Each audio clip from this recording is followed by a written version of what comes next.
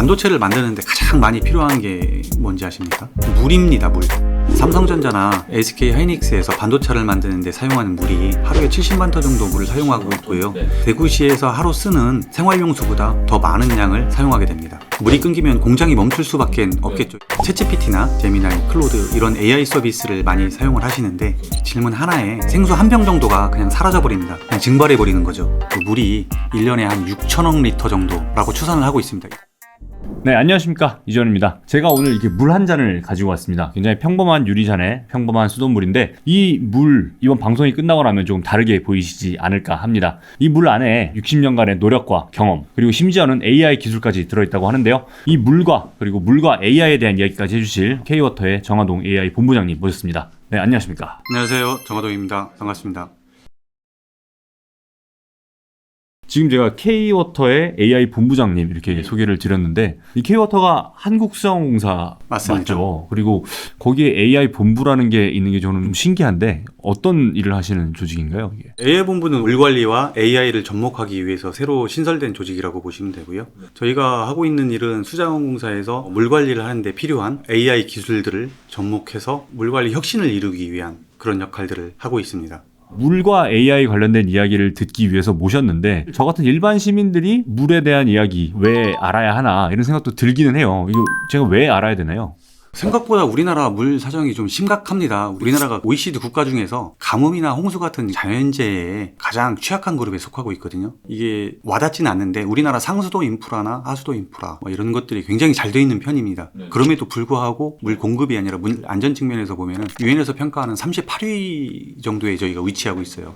유엔이 평가하기에 뭐 물 안전 측면에서 순위가 좀 낮다. 이 말은 물들을 저장해서 이렇게 보관하고 공급하는 게 점점 좀 어려워진다 이런 의미인 건가요? 맞는 말씀인데 실제로 우리나라에 비가 엄청나게 많이 오지 않습니까? 우리나라의 연간 강수량이 일반적으로 보면 1300mm에서 1500mm 정도 되는데 여름에 집중적으로 비가 많이 내리죠. 비를 음식물이라고 가정을 하면은 하늘에서 피자도 떨어지고 햄버거도 떨어지고 엄청나게 많은 음식물이 떨어집니다. 근데 이거를 댐이라는 냉장고에 저장을 해야 되는데 냉장고를 열어보니까 이 안에 얼음이라든지 성에라든지 이런 게 가득 껴가지고 저장을 할 수가 없어요. 그래서 아무리 음식물이 많이 떨어져도 냉장고에는 저장할 수 없는 상황이 이게 전 세계적인 댐의 상황이라고 보시면 되는데 댐이 이렇게 되는 이유가 댐 상류에서 모래나 흙 같은 퇴적물들이 댐에 쌓이게 되거든요. 30년, 40년 동안 지속적으로 댐에 퇴적물들이 쌓이게 되니까 댐의 저장 공간이 줄어든다고 보시면 됩니다. 그래서 2050년까지 전 세계 댐 저수용량의 4분의 1 정도가 이 퇴적물로 인해서 그냥 증발해버리는 겁니다. 댐이 있어도 그만큼 물을 못 넣는 상황이에요. 예, 댐이 있어도 실제로 물을 저장할 수 있는 공간이 물리적으로 줄어들게 되는 거죠. 그런 상황이기 때문에 물 부족에 대한 우려, 그다음에 가뭄에 대한 우려 이런 것들은 점점 더 심각해지는 상황이고 이런 것들에 대한 대비를 하기 위해서 기술 개발이라든지 아니면은 실제로 물을 효율적으로 쓸 수 있는 방안에 대해서 지속적으로 연구를 하고 있는 거죠. 그럼 물과 AI 관련된 얘기를 조금 본격적으로 하기 전에 물을 깨끗하고 안정적으로 좀 관리를 하기 위해서 AI를 활용하고 계시다고 말씀 주셨는데 이 수돗물은 AI로 관리를 어떻게 하고 계신가요? 깨끗한가요? 그래서 사실 그냥 마시기에는 아직도 좀 찜찜하신 분들이 많은 것 같아요. 결론부터 말씀드리면 K-워터에서 만든 수돗물은 그냥 드셔도 됩니다. K-워터는 정부가 정한 먹는 수질 기준과 WHO, EU나 OECD 국가들의 수질 기준 중에서 가장 엄격한 기준들만을 골라서 글로벌 수질 기준을 적용하고 있어요. 그래서 전 세계에 있는 가장 엄격한 수질 기준들을 골라서 K-워터의 수질 기준을 만들었다고 이해를 하시면 됩니다. 자부심이 또 느껴지는데요. 이것도 물을 만들어낸다고 좀 표현을 하면 되나요, 이게? 이게 하늘에서 비가 오면은 그 물들이 고여서 강을 따라서 댐으로 모이지 않습니까? 지금은 굉장히 저렇게 투명한 컵에 깨끗한 물처럼 보이는데 처음에 취수한 물들을 보시면은 이게 사람이 먹을 수 있을 물일지라고 생각할 정도로 흙탕물입니다. 그 흙탕물을 가져와서 저희가 수돗물로 바꾸는데 무려 8단계의 공정이 들어갑니다. 침전, 여과, 소독. 근데 그 매 단계마다 저희가 깨끗한 물로 바꾸기 위한 약품을 투입을 합니다. 몇 그램을 넣어야 될지 정확하게 결정을 해야 되기 때문에. 근데 이 약품을 너무 많이 넣으면은 냄새가 나고 너무 적게 먹으면은 살균이 안 됩니다. 정수장에서 만든 물이 지하에 있는 수도관을 타고 여러분 가정에까지 갈 때까지 살균된 상태로 유지를 해야 됩니다. 이걸 예전에는 저희 수자원공사 직원들이 노하우를 가지고 매뉴얼을 참고를 해서 운영을 했었습니다. 노하우를 갖고 하셨다고 하면은 빵 만드는 분들이 그날의 막 온도랑 습도랑 그런 거 계산해가지고 물을 더 넣고 덜 넣고 이런 거 하시잖아요. 그런 것처럼 그때그때 상태에 따라서 따라서 원래는 뭐 약품을 좀 더 넣고 덜 넣고 그런 레시피가 다 따로 있었다는 그런 말씀이신 건가요? 과거에는 그 매뉴얼에 의존해서 사람들이 이제 그 작업을 했었던 거죠. 물도 사실은 보면은 지금 말씀하신 것처럼 장인의 손맛이 느껴지는 그런 물이라고 이해를 하시면 될 것 같은데, 이런 그 노하우들이 예를 들면은 퇴직을 한다든지 그렇죠. 아니면 뭐 이직을 한다든지 이런 상황에 따라서 이 노하우들이 사라질 수 있는 점이 저희로선 아쉬운 점이었고, 그래서 동일한 품질의 수돗물을 만들기 위해서 AI를 접목한 AI 정수장을 도입을 한 거죠. AI가 쉬지 않고 끊임없이 이 8개의 공정을 돌리기 때문에 사람은 AI가 제대로 동작을 하고 모니터링을 하고 있는지 점검만 하면 됩니다. 그럼 이게 원래도 어떻게 보면 K-워터에 이제 노하우가 있으신 분들이 하던 그 작업을 AI를 갖다 붙이면서 더 효율적으로 그리고 더 안정적으로 이제 관리가 되기 시작한 거네요. 정수장에 AI를 더하면서 수돗물에 어떤 변화가 있었는지를 말씀을 드리면은 항상 일정한 품질, 직원들의 컨디션하고 상관없이 항상 일정한 품질의 수돗물을 공급할 수 있다는 거고요. 24시간 365일 AI가 약품을 투입을 하고 AI가 모니터링을 하고 펌프를 돌리고 이런 것들을 하다 보니까 실제로 정수장의 효율화가 이루어졌습니다. 그래서 운영비를 절감을 할 수 있었고, 그렇게 절감하는 운영비는 수도요금 인상을 억제하는 재원으로 활용이 된다고 이해를 하시면 될 것 같습니다. 그럼 이런 AI 정수장이라는 게 전 세계적으로는 좀 다 보급이 되어 있나요? AI 정수장은 K-워터에서 최초로 AI 기술을 적용을 한 기술이고요. 그 기술력을 인정을 받아서 세계 경제 포럼에서 K-워터의 AI 정수장을 글로벌 등대 공장으로 선정을 해줬습니다. 이 글로벌 동대 공장은 BMW나 지멘스 같은 세계 최고의 기업들에 있는 공장들이 인증을 해주는 건데, K-워터의 AI 정수장이 세계에서 최초로 글로벌 등대 공장에 선정이 됐습니다. 그러니까 이제 물 공장인 거잖아요. 물 공장 중에서는 AI를 접목을 굉장히 빨리 한 거고, 그리고 제일 잘하고 있다 이런 의미로 받아들이면 되는 거네요. 세계 최고의 기술력이라고 자부심을 가지셔서 좋습니다. 그러니까 이게 요즘 안 그래도 얘기가 많이 나오는 게 그런 공장에서 AI를 어떻게 접목하느냐, 그런 게 결국에는 제조 AI라고도 얘기를 많이 하잖아요. 피지컬 AI랑 관련해가지고. 그런 부분에서 물 산업에서는 우리나라가 어떻게 보면 최초로 그리고 글로벌 등대 공장이 되었고, 그럼 물 제조 AI에 있어서는 K-워터가 가장 앞서 나가고 있다, 이렇게 저는 이해를 하면 될 것 같습니다. 몇 년도부터 하신 거예요? AI 정수장 운영은? AI 정수장이 단시간 내에 돈과 자본력을 투자해서 성공할 수 있었던 건 아니고요. 2021년에 화성 정수장을 시작으로 수많은 성공과 실패를 거듭했습니다. 그동안 K-워터에서 정수장을 운영하면서 가지고 있었던 수많은 알고리즘과 노하우, 그 데이터들이 있었기 때문에 성공과 실패를 거듭하면서도 AI 정수장으로 거듭날 수 있었죠. 그동안 이 데이터를 그래서 잘 쌓아오셨던 거네요. K-워터에서 관리하고 있는 물관리 시설에 붙어있는 센서들이 현재 약 110만 개 정도 되고요. 하루에 32억 개의 데이터를 생산을 하고 있습니다. 그 데이터를 기반으로 K-워터의 노하우를 합쳐서 이룩해낸 기술혁신이라고 보시면 됩니다. 데이터와 기술을 바탕으로 한 AI 정수장 그리고 이야기를 들어봤는데, 이 외에도 물 안전이 위협받고 있다 이런 말씀도 주셨어요. 이런 부분들도 AI를 통해서 좀 해결이 가능한 부분들이 있나요? 이것도 크게 보면 다 물 관리인 거잖아요. K-워터가 기후위기에 대응하기 위해서 크게 3가지 주요 핵심 기술을 가지고 있는데, 쉽게 좀 설명을 드리면은, 우선 하늘에서부터 시작을 해보면은, 하늘에서 비가 많이 내려오면은 비가 저장되는 댐을 관리를 해야 되는데, 이 댐을 효율적으로 관리를 하기 위해서 AI 기술과 디지털 트윈 기술을 접목해서 디지털 가람 플러스라는 것을 만들었습니다. 가람이라는 것은 순 우리말이고요. 쉽게 말하면은 컴퓨터 안에 한강이나 낙동강, 섬진강 같은 강과 하천에 똑같은 쌍둥이를 만들어 두는 겁니다. 디지털 트윈 기술로. 예. 이 디지털 트윈이 3D 게임에서 보는 그런 화려한 그래픽만을 의미를 하는 건 아니고요. 현실 세계에 있는 물리 법칙, 하천 유역의 지형이라든지 아니면은 물의 흐름, 토양의 성질, 이런 물리 법칙들을 디지털 트윈 세계에 그대로 적용을 시켜 놓은 거죠. 그래서 가상 세계에서 내일 200mm 비가 오면은 6시간 뒤에 우리가 수문을 얼마나 열어야 하류가 안전한지, 침수가 되지 않는지, 언제 경보를 해야 주민들을 미리 대피시킬 수 있는지, 이런 것들을 시뮬레이션 합니다. 그래서 홍수가 오기 전에 컴퓨터 안에서 실제 홍수를 만들어 보는 겁니다. 그러니까 저는 궁금한 게, 비가 뭐 특정 기간에 이만큼 오면은 댐의 저수량이 이만큼 늘어난다, 이런 거는 디지털 트윈 할 필요는 없잖아요. 뭐 수학인 건데 왜 디지털 트윈까지 활용을 해서 이렇게 보시는지도 좀 궁금합니다. 그게 우리 일상에는 얼마나 좀 도움이 되는지도 궁금하고요.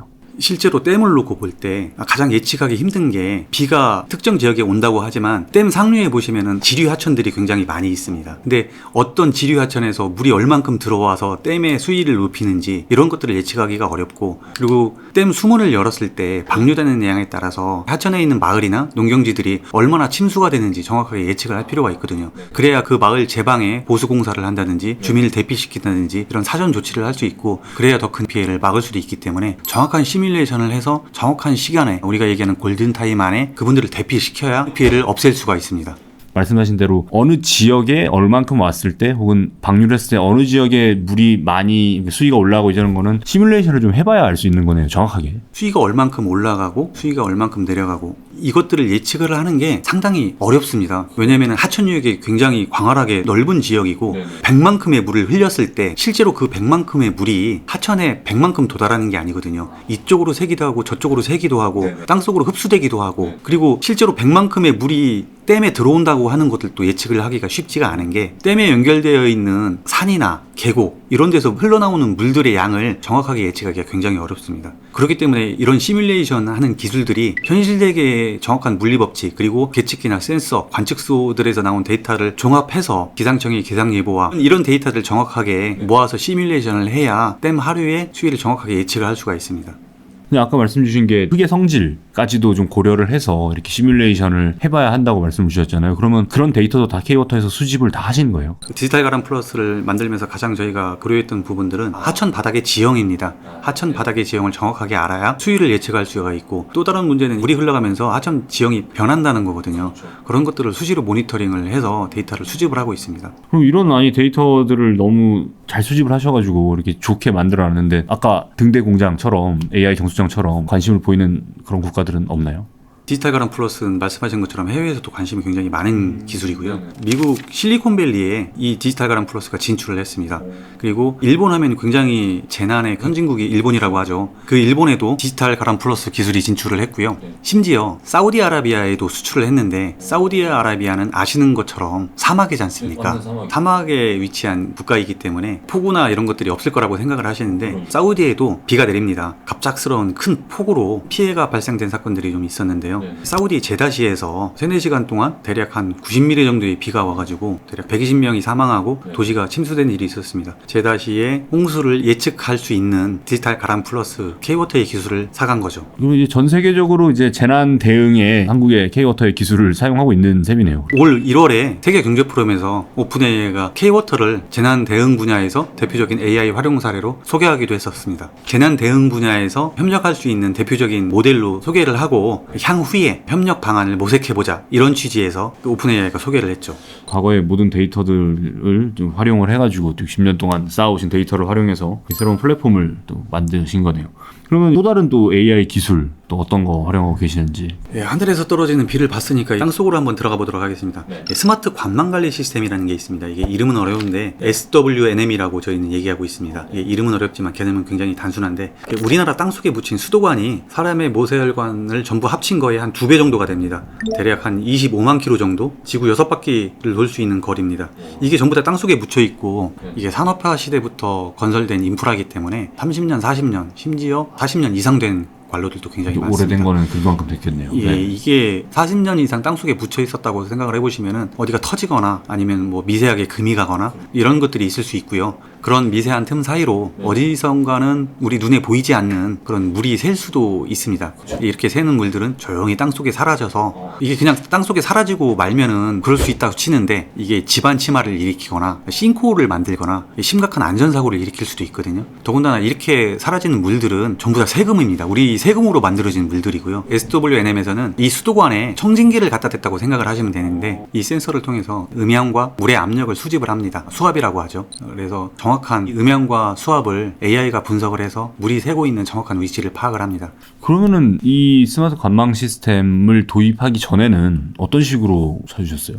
기억하시는 것처럼 동네 지나가다가 아스팔트 위로 물이 솟아나든지 아니면은 집안이 침하돼서 땅이 꺼진다든지 이런 것들을 시민들이 발견하고 제보를 해서 찾아낼 수 있었고요. 그렇지 않은 경우에는 땅속으로 스며들어서 없어지는 거죠. 그래서 예방하는 거는 거의 불가능했던 상황이네요. AI를 저희가 도입을 하기 전 단계에는 누수가 의심되는 지점에 쇠막대기를 대고 직접 청진기처럼 음향을 듣고 사람이 분석을 해서 예측을 했었습니다. 그런 작업들을 하다가 이제 그 노하우를 발전시켜서 AI 청진기를 만들어낸 거죠. 아, 이게 대단한 게 아까 정수장도 그렇지만 직원분들의 노하우를 잘 축적을 해가지고 이렇게 AI화 한 게 저는 정말 뭐 대단한 기술이라고 생각이 드는데 발견하기 어려운 그런 누수까지 막게 되면은 막아내는 누수의 양이 상당할 것 같거든요. 이게 도입된 뒤로 네, 어느 정도 이제 막아낼 수 있는지 그걸 또 환산하면 어느 정도인지. 우선 매년 새는 누수량이 양으로 따지면은 1억 1,000만 톤. 1억 1,000만 톤이면은 충남에 있는 보령댐 하나를 가득 채울 수 있는 양이고요. 이거를 그 경제적 가치로 환산하면은 연간 1조 1천억 정도 됩니다. 참고로 한 10년 전에 누수량이 한 7억 톤 정도 됐었습니다. 누수량만 7억 톤이요? 이 7억 톤을 1억 톤 정도로 줄인 거고, 이 줄인 재원은 수도요금 인상을 억제하는 재원으로 활용이 됐다고 이해를 하시면 아주 좋을 것 같습니다. 또 다른 또 기술이 하나 있다고 말씀을 주셨는데 이거는 저희가 아까 앞서 좀 얘기했던 AI 정수장이 아까 말씀드렸던 AI 정수장이 조금만 더 자세하게 말씀드리면은 수도꼭지를 틀어서 콸콸콸콸 나오는 저 깨끗한 물들은 댐에서 취수하는 그런 원수를 깨끗한 물로 만드는 거거든요. 근데 이제 그 원수의 상태가 매일매일 똑같을 수가 없겠죠. 쉽게 예를 들면 봄에는 황사 때문에 먼지가 엄청 많이 쌓일 거고, 여름에는 녹조 때문에 물에서 뭐 비린내도 날 수 있고, 그리고 뭐 비가 온 다음에 특히 이제 폭우가 내린다면 뒤집어져서 흙탕물이 엄청 밀려 들어오지 않습니까? 그런 흙탕물들이 이렇게 깨끗한 물로 바뀐다고 생각을 하셔야 되거든요. 근데 이렇게 바뀌기 위해서는 물이 상태에 따라서 아까 말씀드렸던 것처럼 약품의 종류와 그 약품의 양이 순간순간 매번 바뀌어야 됩니다. 근데 여기서 이제 조금 사람이 좀 판단 미스를 한다고 하면은 수돗물의 품질이 우려가 됩니다. 좀 떨어질 수도 있고 냄새가 좀 날 수도 있고. 근데 사람이 이런 수질 상태를 확인해서 매뉴얼을 보고 확인을 하는 동안 AI는 이걸 실시간으로 분석해서 자동으로 실시간으로 조절을 해줍니다. 그래서 여러분들이 마시는 수돗물이 새벽에 마셔도 아침에 마셔도 항상 일정한 품질을 유지를 할 수가 있는 거고요.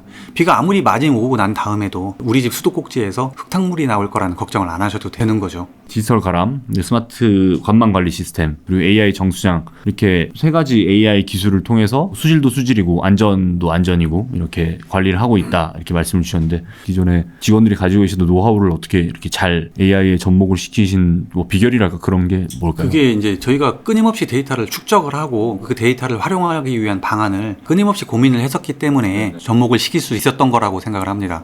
이제 물이라는 게 또 자원이기도 하잖아요. 어릴 때부터 뭐 물은 자원이다, 물을 아껴야 된다 이런 얘기는 많이 듣는데 최근에 이제 활발하게 지금 성장하고 있는 AI 그런 산업과 또 물이 어떤 식으로 연계가 되는지 거기서 물이 왜 중요한 자원이 되는지도 좀 설명을 부탁드리겠습니다. 예, 어떻게 생각하면 당연한 건데 우리나라 경제를 떠받치고 있는 게 반도체, 뭐 자동차 대표적인 거죠. 근데 실제로 반도체를 만드는데 가장 많이 필요한 게 뭔지 아십니까? 전기 많이 나오지 않나요? 전기도 많이 필요하죠. 전기도 많이 필요한데 물입니다. 물.